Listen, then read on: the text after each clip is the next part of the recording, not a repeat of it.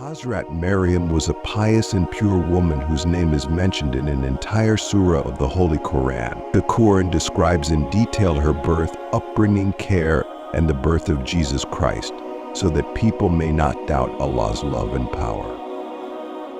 Hazrat Maryam belonged to the lineage of Hazrat Dawood. Her father was the Imam of Bani Israel at that time, and her mother was also a pious woman. When her mother was childless, she prayed to Allah that if He granted her a child, she would dedicate the child to the service of the Holy House. According to the custom of that time, boys dedicated to Allah's service were not allowed to marry or engage in worldly affairs.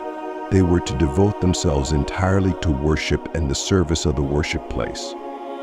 Hazrat Maryam's mother had prayed for a son, as only boys were traditionally accepted for service. However, when Hazrat Maryam was born, her mother was concerned, wondering how her daughter could serve Allah. Nevertheless, Allah's wisdom was beyond human understanding.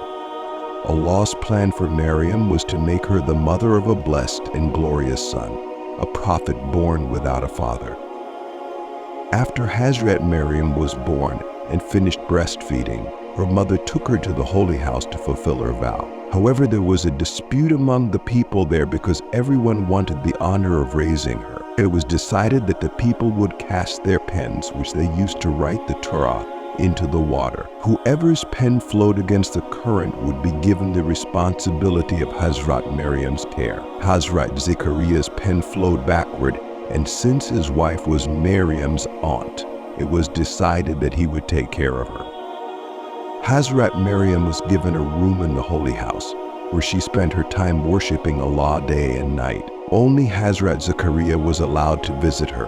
Whenever he visited, he would find that she had out-of-season fruits, summer fruits, some winter and winter fruits in summer. Amazed, he asked where the fruits came from, and Hazrat Maryam replied that they were from Allah. Inspired by this miracle, Hazrat Zachariah prayed to Allah for a child despite his old age, and Allah granted him a son, Hazrat Yahya. Hazrat Maryam's purity and faith are mentioned repeatedly in the Quran. When she was about 15 years old, an angel appeared to her in the form of a handsome young man. Frightened and concerned for her honor, Hazrat Maryam sought refuge in Allah. The angel reassured her that he was sent by Allah with the good news of a pure and blessed son. Hazrat Maryam was astonished, asking how she could have a child when she was unmarried. The angel explained that Allah, who created Adam without a father or mother, could certainly grant her a child. When Hazrat Maryam became pregnant, she withdrew to a distant place. When her cousin Wahab bin Munabba learned of her pregnancy, he questioned her. She explained that Allah had given her the good news of a child, a sign from Him who would be named Isa bin Maryam and would be a master in this world and the hereafter.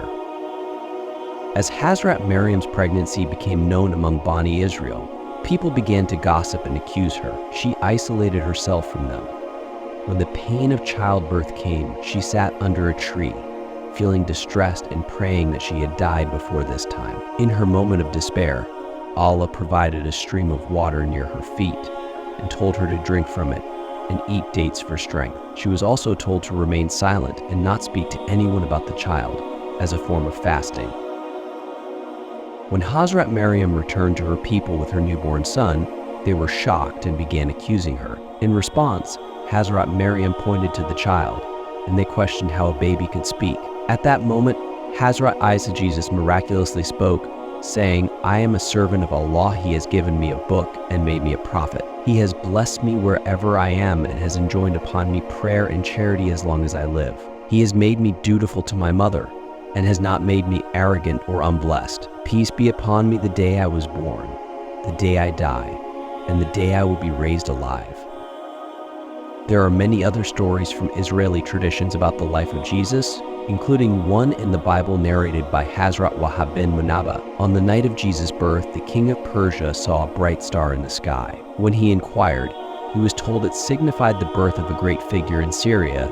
The king sent a delegation to Syria with gifts. When they reached Hazrat Isa and saw him, they prostrated before him. Some of the delegation members had dreams warning them that their king would become an enemy of this child, so they advised Hazrat Maryam to take him to a safe place. Hazrat Maryam then took Hazrat Isa to Egypt. So when Hazrat Isa was 13 years old, they returned to the Holy House. In a narration from Bukhari, Hazrat Ubadah bin Samit reported that the Prophet Muhammad Puba said, "Whoever testifies that there is no God but Allah, that he is alone without any partner, that Muhammad is his servant and messenger, that Isa is his servant and messenger whom Allah placed in the lap of Maryam, that heaven and hell are real, then Allah will admit him to paradise regardless of what he has done." May Allah grant us all pure hearts and enable us to follow the teachings of the Quran and Hadith. Ameen.